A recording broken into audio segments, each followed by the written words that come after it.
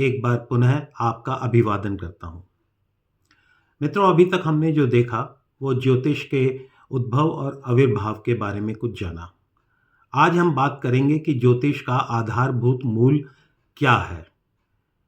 जैसा कि हम सब जानते हैं कि कर्म का सिद्धांत हमारे ज्योतिष का सबसे प्रमुख और आधारभूत मौलिक कारण है। कर्मों को 3 विभागों में विभक्त किया गया है। पहला है संचित कर्म, दूसरा है प्रारब्ध कर्म और तीसरा है क्रियामाण कर्म। इनको हम ज्योतिष में किस तरह से जोड़ के देखते हैं। संचित कर्म वो कर्म है जो हमने आज से अभी से पहले जितने भी कर चुके हैं वो सारे जमा हुए कर्म हमारे संचित कर्म हैं। इसमें पूर्व जन्मों के भी हमारे कर्म जो हैं वो भी सारे सम्मिलित हैं। लेकिन उन पूर्व जन्मों के कर्मों से हमें कुछ कर्म इस जीवन में फलीभूत होते हुए मिलेंगे। जैसे कुछ एफडीज हम कहते हैं जो मैच्योर हो गई हैं और अब हमें उसका पैसा मिलेगा। इसी तरह उन कर्मों का जो फल हमें प्राप्त इस जीवन में होगा, जो हमारे पूर्व जन्म के कर्म थे, उनको हमने प्रारब्ध कहा। और क्रियामाण वो कर्म है जो अब हम इस जीवन में करेंगे और जो हम अपने जीवन में कर रहे हैं। इसका फल हमें तुरंत भी मिल सकता है, कुछ समय बाद भी मिल सकता है या अगले जीवन में जाकर भी मिलता है। तो क्रियामाण कर्मों का जिनका फल मिलना शेष रह गया है वो जाके संचित कर्म में जुड़ जाते हैं। इस तरह ये श्रृंखला बनी रहती है कि हम जो भी कर्म करते हैं क्रियामाण कर्म कहलाते हैं, आगामी कर्म कहलाते हैं। वो कर्म जो अगर इसी जीवन में हमें फल के रूप में प्राप्त हो गए तो ठीक, वरना संचित कर्म। और फिर उस संचित कर्मों में से कुछ का फल हमें पुनः प्राप्त होता है, वो प्रारब्ध कर्म, और बाद में फिर से क्रियामाण कर्म। तो ये एक श्रृंखला चलती रहती है। अब इसको ज्योतिष में किस तरह से जोड़ के देखा जाता है। तो जो कुंडली हमें मिलती है ज्योतिष की, उसमें हम देखते हैं कि कुछ योग बने हुए हैं या दुर्योग बने हुए हैं। वो बनते हैं संचित कर्मों के द्वारा, लेकिन उन्हें भोगने का जो समय निश्चित होता है वो होता है दशाओं के द्वारा। तो दशा इंसान के जीवन में कब आती है ये प्रारब्ध कर्म बताता है, और गोचर जो होता है वो हमारे क्रियामाण कर्मों को दर्शाता है। अब आपके जीवन में धन योग बहुत अच्छा बन रहा है, पर उसकी दशा तब आई जब आप 70-75 वर्ष के ऊपर हो गए, या उस समय आई जब आप उसे भोगने के लायक नहीं रहे। तो क्या फायदा हुआ इस योग का। विवाह का योग है, उसकी दशा ऐसी बनी कि बहुत बाल्यकाल में बन गई या बहुत बड़ी वृद्धावस्था में जाके बनी, जब आप विवाह का सुख प्राप्त नहीं कर सकते हैं। तो दशाएं ये निश्चित करती हैं कि इस जीवन में कौन से संचित कर्मों का फल हम कब भोगेंगे, और वो हमारा प्रारब्ध कहलाता है। लेकिन दशाएं तो आ गई, पर हम उनको वाकई में प्राप्त कर पा रहे हैं या नहीं कर पा रहे, इसके लिए हमें गोचर की आवश्यकता होती है। और ये गोचर निश्चित करता है हमारे क्रियामाण कर्मों को।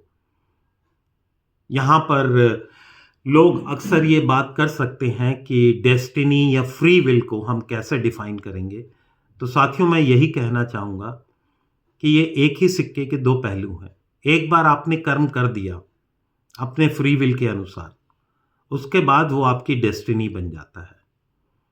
और वो डेस्टिनी जो हमारे चित्त पे एक अपनी छाप छोड़ती है, और उसके जब लहरें उठती हैं तो एक नया कर्म करने के लिए हमें प्रेरित करती हैं, और हम कहते हैं कि ये हमने फ्री विल से किया। लेकिन वस्तुतः देखें तो फ्री विल भी जो है वो हमारे संचित और प्रारब्ध कर्मों के अनुरूप ही होती हैं। इसलिए अगर हम ये कहते हैं कि ज्योतिष को अगर समझना है तो कर्मों की परिभाषा समझनी पड़ेगी। कर्म सिर्फ इतने पे नहीं रुकते कि संचित, प्रारब्ध और क्रियामाण है। कर्मों की आगे भी परिभाषा है, और कर्मों की जो नई परिभाषा है इसमें अनेक तरह से कर्मों को विभक्त किया गया है। कायिक, वाचिक, मानसिक। जो कर्म शरीर के द्वारा किए जाते हैं वो कायिक कर्म, जो मन के द्वारा कर्म किए जाते हैं मानसिक कर्म, और जो वचनों के द्वारा कर्म किए जाते हैं वो वाचिक कर्म। हम अपने वचनों से भी दुश्मन को या अपने मित्रों को आघात पहुंचा सकते हैं या उन्हें सुख दे सकते हैं। किसी की भूरी भूरी प्रशंसा करना उनको सुख देना है, और कहीं पे कटु शब्द कटु वचन बोलना वो उनको आघात पहुंचाना है। ये वाचिक कर्मों में आता है। लेकिन बहुत से कर्म हमारे ऐसे भी होते हैं जो हम मन से सिर्फ अपने करते हैं। जब ये कहा जाता है कि हम मन में सोचते हैं किसी के लिए बहुत बुरा, तो उसका परिणाम भी होता है, वो हमारे मानसिक कर्म कहलाते हैं। और शारीरिक कर्म का अर्थ तो आप लोग जानते ही हैं। और इसको आगे बढ़ाते हैं तो हम ये देखते हैं कि हमारे कर्म को 3 भागों में और विभक्त किया जा सकता है: सात्विक, राजसिक और तामसिक। सात्विक कर्म वो होते हैं जिसमें हम समाज का सिर्फ भला चाहते हैं, अपना हित नहीं, सिर्फ समाज का भला चाहते हैं, और ईश्वरीय प्रेरणा से हम उन कर्मों को करते हैं और समाज के उत्थान के लिए वो कर्म किए जाते हैं। राजसिक कर्म वो होते हैं जिसमें हम अपना भी भला चाहते हैं और समाज का भी भला चाहते हैं, और ये पैशन के साथ किए जाते हैं। और तामसिक कर्म वो होते हैं जो सिर्फ अपना भला चाहते हैं, चाहे दूसरे का नुकसान क्यों ना हो जाए। अभी कर्मों के विभक्त होने की श्रृंखला समाप्त नहीं हुई है। इसके अलावा दृढ़ कर्म होते हैं, अदृढ़ कर्म होते हैं, और दृढ़ कर्म भी होते हैं। दृढ़ कर्म वो होते हैं जिसका फल बदला नहीं जा सकता, चाहे कुछ भी करा जाए उसको हमें जीवन में भोगना ही पड़ेगा। अदृढ़ कर्म वो होते हैं जिनका फल जो होता है वो थोड़ा बदला जा सकता है, और हम उन कर्मों के फल को भोग लेते हैं आसानी से, बिना बहुत कष्ट उठाए हुए। अदृढ़ कर्म वो होते हैं जिसमें हम फलों को परिवर्तित कर सकते हैं अपने अनेक उपायों के द्वारा, अपने कर्मों के अलाइनमेंट के द्वारा। इसके अलावा हमारे कर्म जो होते हैं वो और भी होते हैं: सत्व कर्म, सुकर्म, निष्कर्म। इस तरह से कर्मों की अनेक परिभाषाएं हैं। हम आगे की श्रृंखला में इन्हें और भी देखेंगे, जानेंगे कि कर्मों के द्वारा हम कैसे अपने ज्योतिष को समझते हैं। क्योंकि एक बार जो कर्म हमने कर दिया उसका फल तो हमें भुगतना ही पड़ेगा, आज नहीं तो कल। लेकिन उसका जेस्टेशन पीरियड कितना है ये कॉस्मिक इंटेलिजेंस के ऊपर छोड़ा गया है। ये वो डिसाइड करती है। हमें पता है कि बच्चा 9 महीने में होता है, ये कॉस्मिक इंटेलिजेंस ने डिसाइड किया। या किसी बुलबुले का जो जीवन है वो क्षणभंगुर है, ये कॉस्मिक इंटेलिजेंस ने डिसाइड किया। मानव जीवन जो है वो कितना है ये कॉस्मिक इंटेलिजेंस डिसाइड करती है।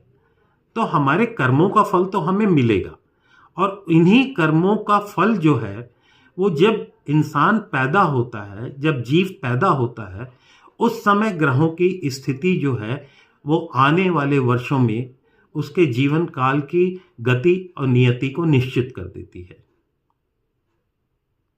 हम जब इस कुंडली को, जो ग्रहों की अवस्था है, उसको देखना समझते हैं तो वो ज्योतिष का ही हमारा रूप है। उसमें हमें बहुत योग दुर्योग मिलेंगे, हमें दशाएं मिलेंगी, हमें गोचर मिलेंगे, और उसके अनुरूप जो देवज्ञ होते हैं वो उसको परिभाषित करते हैं कि घटना कब होगी, कैसे होगी और कितनी होगी। ये कहा जाता है कि घटना कब होगी ये दशाएं बताती हैं, और कितना बड़ा फल मिलेगा या कितना छोटा फल मिलेगा ये ग्रहों का बलाबल बताता है। तो इसी बात को हम अगले सीरीज में समझेंगे कि ग्रह जो होते हैं, जो हमारे अंदर हैं वही जो ग्रह बाहर हैं। इसको कहा गया है कि यत पिंडे तथा ब्रह्मांडे, एग्जैक्टली हमारे शरीर के अंदर जो है वो संपूर्ण ब्रह्मांड में है, और संपूर्ण ब्रह्मांड में ऐसा कुछ नहीं है जो हमारे अंदर नहीं है।